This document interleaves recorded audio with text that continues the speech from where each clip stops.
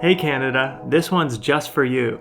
We're looking at 7 stocks that you can use to own the world. This video is for informational purposes only and is not investing advice.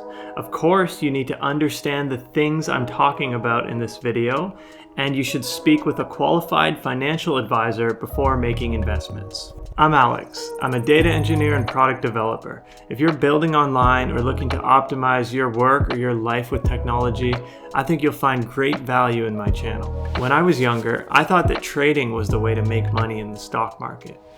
I bought a book by Jesse Stein called Insider Buy Super Stocks, and I went through it. I loved it. I highlighted so much, underlined all of my favorite things that he said, all of his strategies for success. He talks about reading charts, doing technical analysis, identifying stocks that are undervalued, or jumping on growth trends in order to do swing trades and make a lot of money quickly. He also talks about using leverage. These ideas are really exciting, I think, especially for a young person, and especially for someone like myself who thought that I was just so much smarter than everybody else. And in time, I came to learn that I wasn't, to be honest, or to be blunt. That being said, still love the book. I'm grateful to have found Jesse, and he has a lot of really interesting ideas in there beyond investing that I think are worth looking at, that I found valuable and that I applied to my life. More recently, I found a much wiser book called The Wealthy Barber. If you're a Canadian, and you probably are if you're watching this video, this is absolutely critical reading, specifically his more recent book called The Wealthy Barber Returns, which has some updated ideas and is just a really easy, quick read that you can use to just get ahead of 90% of people. The Wealthy Barber really got my head straight on the idea of investing in ETFs and market funds rather than trying to pick individual stocks. You really owe it to yourself to read this, or at least skim through it, and make your own mind up based on the author's ideas. There's actually a free version of the second book that you can download as a PDF, and I've linked that in the description below.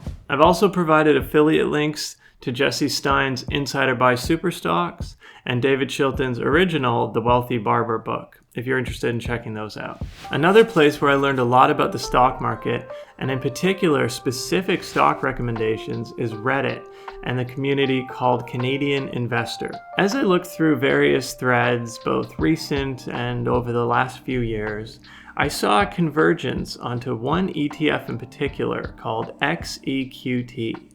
This is BlackRock's iShares Core Equity ETF portfolio. The purpose of XEQT is to have a simple and efficient way to gain exposure to a portfolio of ETFs that's broadly diversified across regions. In other words, you can own the world with just this one stock. There's 2 things to consider with this ETF. The first is what it owns, which is actually just other ETFs. It has about 45% in the US market, 25% in Canada, 25% in Europe, 5% in emerging markets, and just a negligible amount of cash holdings. The other thing to consider is the management fee, which is 0.2%.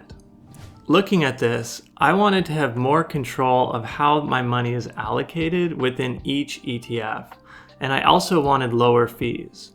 So in order to do that, I decompose this into individual stocks. That way I can tune my portfolio to my expectations of how I think the world is going to evolve in order to maximize the growth of my money. So in order to achieve my goals, I broke down XEQT into 5 individual stocks.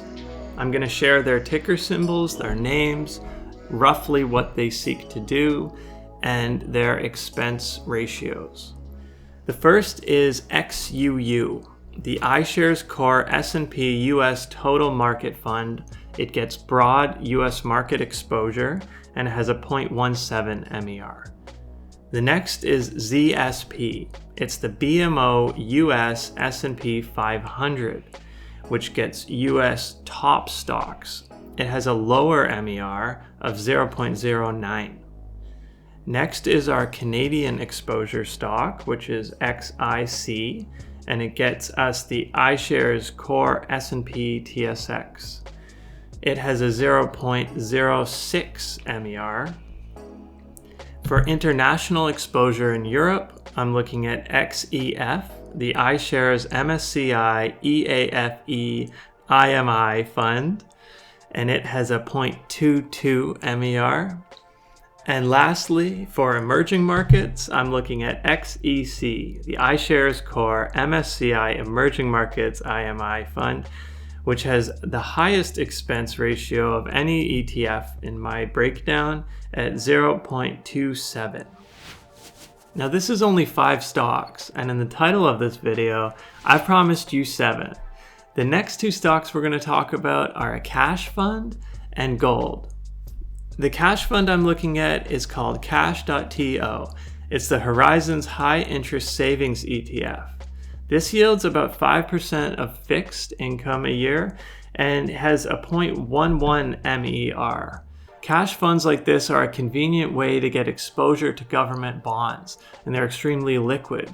You can buy and sell them at any time, unlike bonds which have fixed dates of return on your investment. The gold stock I'm looking at is CGL. It's the iShares Gold Bullion ETF. This holds physical gold, and as such, it has a high expense ratio of 0.55. A stock like this is a great way to get exposure to gold without having to actually own gold, pay for the purchase and sale of the gold, and worry about the storage of the gold. Instead, you can do this all passively with a few clicks of a button. So those are the 7 stocks that you can use to own the world from Canada. But lastly, as a bonus stock, I can't end this video without talking about crypto. Specifically, you can get exposure to Bitcoin using an ETF from Canada called Purpose Investments Bitcoin ETF.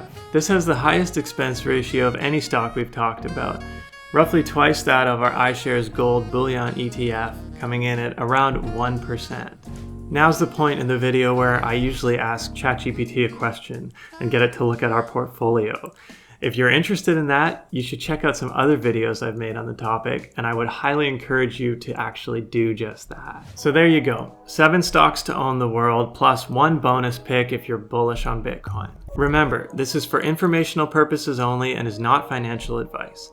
You should speak to a qualified financial advisor before making investments in the market. Thanks for watching with me today. I'm Alex, and I'll see you in the next one.